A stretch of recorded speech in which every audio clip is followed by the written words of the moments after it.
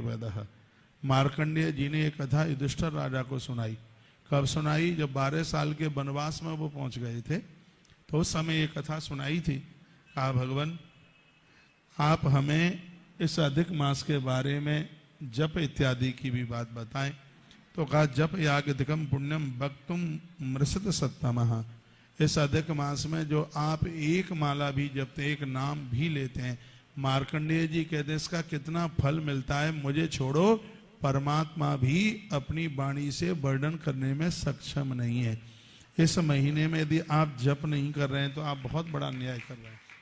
इस महीने में आप तीर्थ यात्रा नहीं कर रहे, मंदिर नहीं जा रहे, भोर में जल्दी नहीं जग रहे, कोई दान पुण्य नहीं कर रहे, पीपल जैसे पवित्र वृक्षों का दर्शन नहीं कर रहे हैं, तो मुझे लगता है कि अपने साथ आप एक बहुत बड़ा अपराध कर रहे हैं। 2026 का जो अधिक मास चल करके आया है, 2 ज्येष्ठ पड़े हैं, ये इसलिए और ज्यादा विशेष है। 2 जेठ पड़े हैं इसलिए ज्यादा विशेष है क्योंकि उत्तरायण चल रहा है ना, दक्षिणा नहीं है, उत्तरायण है। और उत्तरायण में किया गया सत्कर्म और भी ज्यादा, बहुत ज्यादा अनंत गुना होता है। 14 जनवरी से उत्तरायण लग जाता है, तो इस समय उत्तरायण का समय चल रहा है, इसलिए इस अधि मास की और भी महिमा अपने आप में ज्यादा बढ़ गई है। धर्मराज युधिष्ठिर ने कहा गुरुदेव बड़ा अच्छा लग रहा है, जप यागाधिकम पुण्यम वक्तम्यम ऋषि सत्तम। गुरुजी आप इसमें कुछ जप की बात बताएं। तो मार्कंडेय वाच, मार्कंडेय जी ने कहा मल मासा तो मासा नाम मलिनः पाप संभव। इसका नाम है मल मास, और भगवान ने अपना नाम दे दिया पुरुषोत्तम अधिक मास। तो ये मलमास अब इसलिए मलमास है कि इसमें दान पुण्य सदकर्म करोगे तो आपके पापों का मल आपको छोड़ करके चला जाएगा। जैसे कपड़ा धोते हैं तो मैल कट कट के निकल जाता है, वैसे ही हमारे पाप कट कट करके हमें छोड़ करके चले जाएंगे। इस मास में इतने बड़े दान पुण्य का इतना बड़ा प्रभाव है। नींबू और राख से पीतल के बर्तन आप साफ करते हैं, जैसे वो चमकने लगते हैं, उसी प्रकार से इस पवित्र मास के द्वारा किया गया सदकर्म हमारे जीवन को ऐसे ही चमका देता है। इसलिए यह महीना तो बहुत संयम के साथ में है, इसको संयमित इस मास को निकालिए। तस्या पाप विशुद्धतम मल मास व्रतम गुरु। अधिक मास में पुण्य करने से व्यक्ति संपूर्ण रूप से पापों से मुक्त हो जाता है। प्रतिपत्ति तिथि आरंभ्य अमावास्या अदिर्भवेत। इसमें वर्णन किया है प्रतिपदा से लेकर के अमावस्या तक, इसमें बीच में पूर्णिमा पड़ेगी, तो इसको आप जरूर करें। उपवासे नक्तेन यही भक्ति नवान्य पर एक बार भोजन कर लें, एक बार फलाहार कर लें, या फिर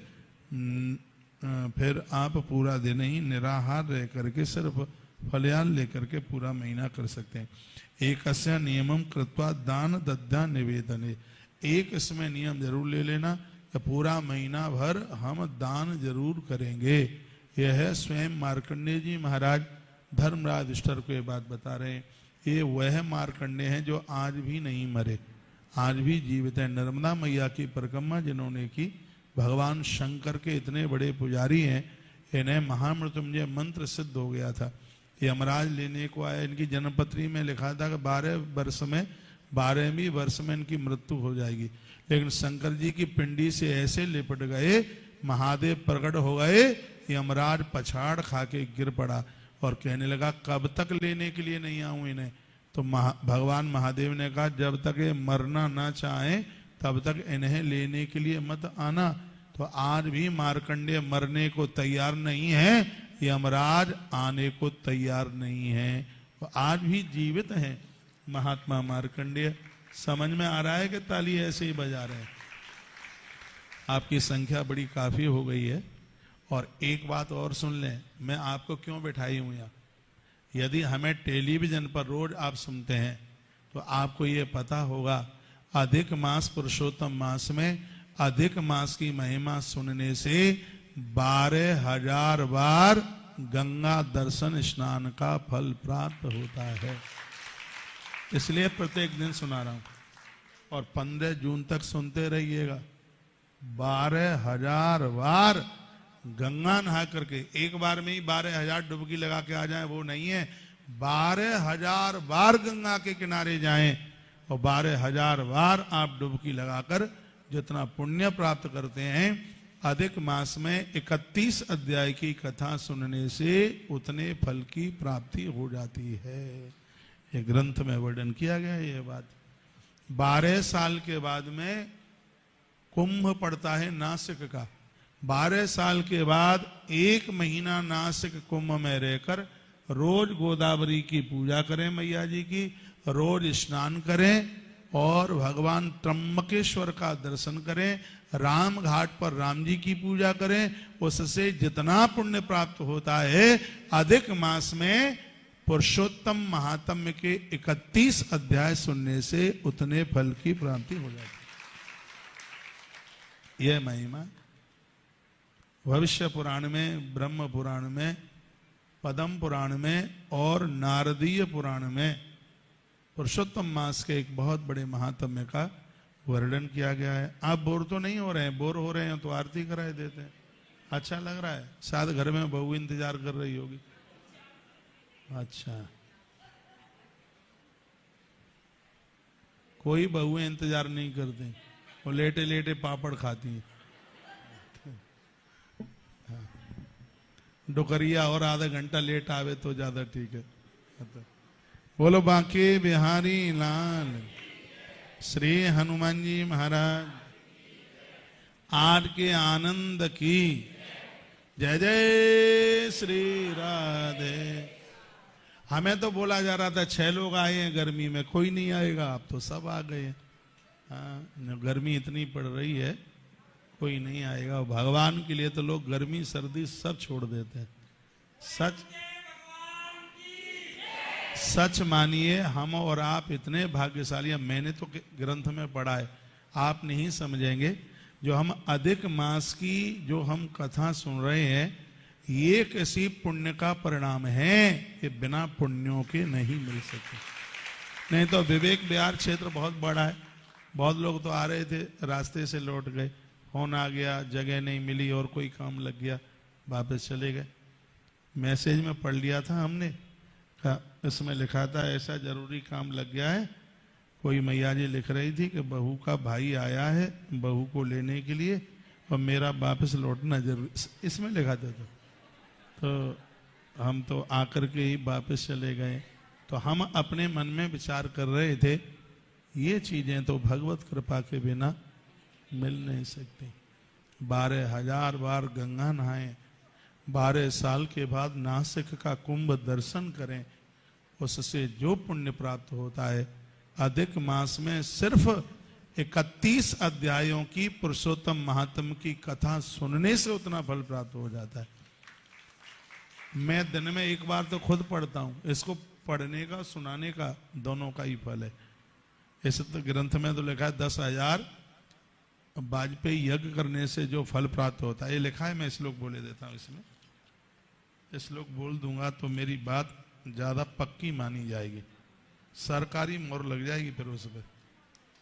हाँ लिखा है ना, ये लिखा है, इस लिखा है कि हे युधिष्ठिर, यदि इस कथा को कोई सुनेगा जो मैं तुम्हें सुना रहा हूं, महर्षि मार्कंडे कहते हैं, तो वाजपेया अयुत फलम श्रोता वक्ता लवे ध्रुवम, सुनने वाले को और सुनाने वालों को दोनों को 10,000 वाजपेयी यज्ञ करने का फल ये एक्स्ट्रा मिल जाएगा। 12,000 गंगा नहाने का फल तो है ही, कुंभ का फल तो है ही, ये एक्स्ट्रा और है। अधिक मास की कथा का इतना बड़ा मातम है। तो हम 15 जून तक, लास्ट दिन है 15 जून, उस दिन सोमवती अमावस्या है, तब तक हम सुनाते रहेंगे। आप प्रत्येक दिन सुनिए। 9:30 बजे सत्संग टीवी पर कार्यक्रम रोज आरंभ हो जाता है और 1 बजे तक तो चलता ही चलता है। तो आप बिल्कुल रोज सुनिएगा। सोमवती अमावस्या पड़ रही है, अब के बार सोमवती अमावस्या आप गोवर्धन में कर लो, श्री गिरिराज जी में। हाँ, क्योंकि अधिक मास में गोवर्धन नाथ गिरिराज जी की महिमा है, जगन्नाथ जी की महिमा है, चित्रकूट में कामता नाथ की भी अपने आप में भारी महिमा है।